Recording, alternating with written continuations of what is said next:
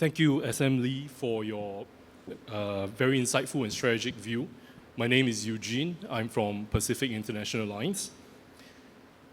Greenhouse gas emissions reductions is an imperative for our industry and a game changer for every shipping company. In fact, for some, it could be an existential risk.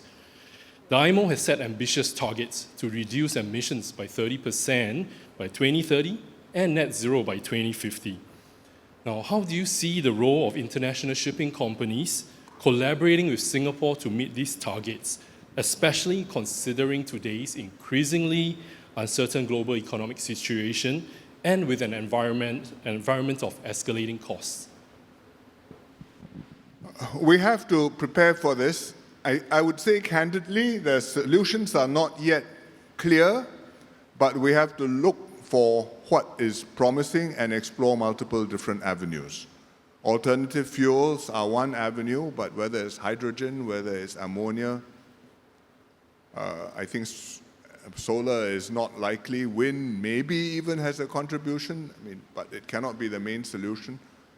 We have to explore all the different alternatives and prepare ourselves in terms of the infrastructure likely to be needed as they prove viable and in order to support them.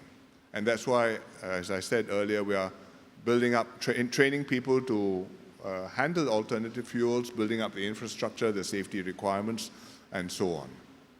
I think, honestly, to reduce emissions by 30% by 2030, which is 5 years from now, will be very challenging for the world, particularly if big countries are not all on board, and the other countries will ask, well, should I exercise maximum effort to tighten my belts? But the direction in the longer term, I think, is unavoidable, and we should do our best to get the technology ready and to be able to implement it and not lose out.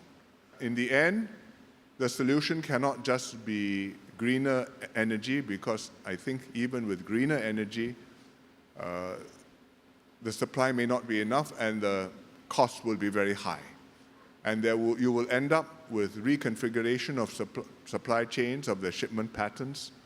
There will be more near sourcing, and the industry will have to adjust to that.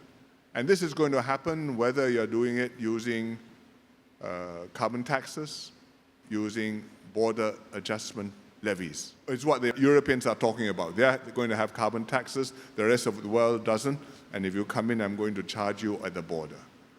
And either way, it means that the industry will have to reconfigure, and that means the shipping lines will have to reconfigure too. There is one bright spark in this, in the way the maritime industry is dealing with decarbonization, and that is, it is dealing with the problem as an industry, as opposed to country by country. Because if you go country by country, places like individual countries with big ports, Singapore happens to be one of them, we will die because the bunker was uploaded here, therefore it's blame on Singapore. But actually it's not Singapore, it's the bunker was used for shipping, which many countries benefited from. It just happened to be the port where this physical operation took place.